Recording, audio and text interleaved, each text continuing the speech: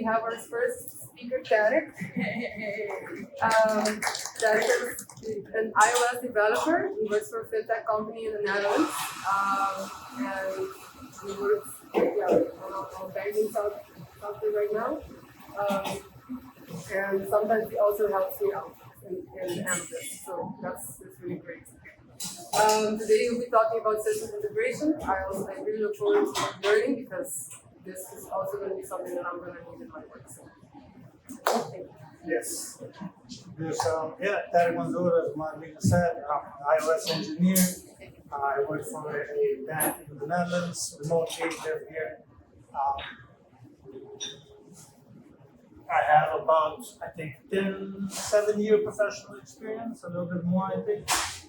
And I've been programming for like 15 years now as a hobby at first, and then I went to college, and then got into my professional career, and still programming today. Absolutely love it. Always learning new stuff. The industry's changing a lot, so you always have to keep up to date with the new trends and technology that's coming out. So it's fun. So today we're going to be talking about system integration, what it is, how it helps, how by integrating system you can automate away a lot of manual work, and some of the challenges maybe that you might face, and how when you start integrating system, new possibilities emerge, new functionalities emerge out of just being able to communicate the system with one another. We're going to be covering this. We're going to see examples of of systems that can be integrated with one another, and what the benefits are. We're going to talk about what an API is, how you introduce it into your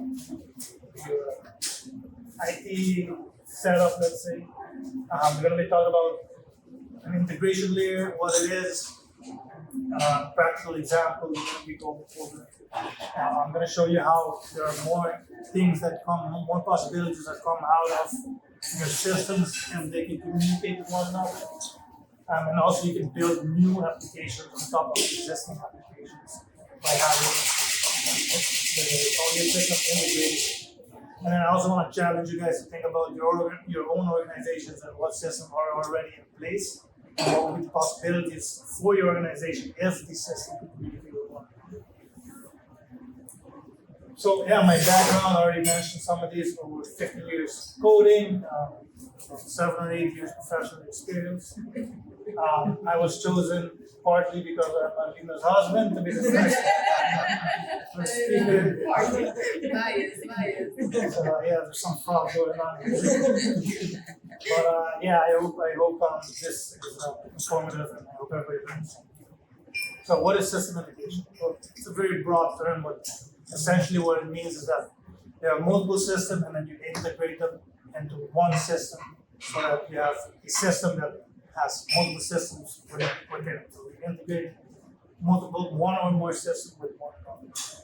Right? So connecting different systems to communicate with each other. So that's essentially what system integration is. And that begs the question, what is a system? Well, a system can be anything. Like manual processes or some motor or mechanic. But for this part, we're going to think of system being like an application on a computer. So for this presentation, we can think of a system as an application on your computer, on your cloud system, or on your phone. So for this presentation, a system is a software. So which begs the question, what is a software application, right? So it's everything that we use, right? No. So it's like your accounting software that's on your computer, or it could be like a project management software, or it can be a weather application. So all of these things are different software applications. So all the programs are in your computer. You have Facebook, Instagram, Skype, Google Maps, Excel, all of these things are software applications, right? So for the presentation, we're going to use 2 software as an example. You have an accounting software and you have a reward system software. And they both live on your computer or on your laptop.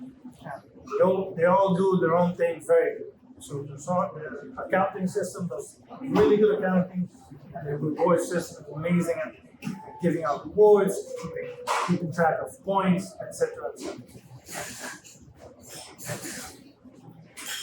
So if you do not have your systems integrated, a lot of time people refer to like manual work, where let's say you want to reward a client points based on how much they bought, for example. And how much they bought might be in the accounting software, of course, because the invoices are sent out and everything is recorded. But a manual work would be, okay, let's read every month, maybe export every month how much the sales were, and then we change the file, and then we import on the reward system, and the reward system. We have to do that every month. Versus, let's say, a new client was entered into the accounting system, but for some reason, someone forgot to put in the reward system, and now your client's missing out on points that he or she is not getting because there was some manual work that wasn't done. So if we integrate it, we can solve these issues, right? Because in an integrated system, you can resolve like synchronization of data between applications. You can automate away manual tasks, but also you can start adding additional functionality on top of these systems that wasn't able to be done before because they're not sharing data and they're not sharing functionality. Right? So that's the benefit of integrating them. So going back to our original application, we have our accounting app and we have a reward system app. Right? And probably all of you, most people would have heard the term UI before, right? It's a user interface. So a UI basically is when you're interacting with the application, you're using the UI, the buttons, the sliders, the text field, the notification bars, the things that you see, you click on, you type in. This is the UI, user interface, right? I want us to keep the word interface in mind. Just remember that as you're interacting with the application, manipulating data, changing the data, inserting data through the UI. Now, UI is one way to interact with the application, but in most modern applications nowadays, there's a secondary way that you can interact with. And this secondary way is through an API, which stands for Application Programming Interface. So that word again, interface, is how you're communicating with the applications back and forth, right? Now the UI is for a user, which is a human person sitting behind a laptop. But an API is designed so that computers or code can interact with the software. Right? So that's why it's called Application Programming Interface. So you write a program and that program can interface with the application. So the API is like the second channel where you can interact with the application. So here's our applications again. We have the accounting application, we have the reward system application. You can interact with it a user can interact with it through the UI, but it also has an API where you can interact with it. But the question then becomes, who is pulling the strings on the API? Who's using the API in order to interact with the application? Well, this is where we get to something called an integration layer. So what you can do is you write a small program that can communicate with both APIs. So both the accounting API and the reward system API. Now, what this means is that your integration layer has access to all the data in the accounting software, but also all the data in your reward system software. But it does not only have access to the data, it can also manipulate the data. And in the integration layer, we can write custom code and custom logic and custom functionalities. So having an integration layer opens up a world of possibilities to create new functionalities and automate away manual work that might be done, in the back office. So an example would be synchronizing clients between your accounting software and your reward system software. So most likely all your clients will be in your accounting software because they need to be invoiced. So that's, let's say, the entry point of all the clients of your business, right? So instead of manually copying the email and the information over to your reward system, you can write a synchronization script in the integration layer that says, well, once a day or every hour, or depending to what frequency, we'll read in all of the clients in the accounting system, check if they are already in the reward system or not, and if they're not, we add them, right? But there are more things you can do. You can say, well, every month we want to reward our clients points based on how much you spent in the company. So you write another script, another piece of code that says, well, let me read in all the invoices that went out to all of my clients, see how much they spent, and then reward them in the rewards application and say, well, you spend X amount, you get X amount of points, right? So this is now a functionality that could not exist before on their own, but now that we have these two applications integrated, it's possible. Yes, next slide. But there are more possibilities, right? So let's say you have this integration layer in place, and you want to say, well, there's a weather API that we can tap into that's online, and we can see the weather prediction, right? Now we can say, well, let's build a small script that says, if it rains this week, send out a car wash coupon to all of our clients. It's super cool, right? Now, that's a functionality that an accounting software on its own wouldn't be able to do, nor a rewards API on its own probably wouldn't be able to do. So now that we have the integration layer, you can start integrating all kinds of stuff into our, in our system. We get even crazier with this. Let's say we put a real API or a real application on our website. If somebody has a birthday, which maybe we can see in the reward system API, or maybe it's in the accounting system, we say, we'll send them a link to a spin the wheel app, and he spins the wheel. Depending on what the wheel falls, you communicate that back to the reward system API, and then the reward system API sends out like a coupon or like a 20% off or whatever.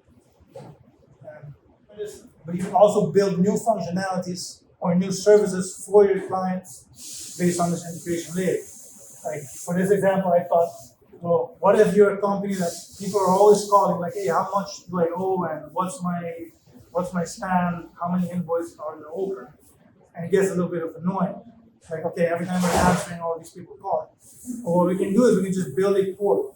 You can build a small website, you're like, hey, here's your login. You can log in, we can authenticate a user. Okay, this guy is the person he says he is.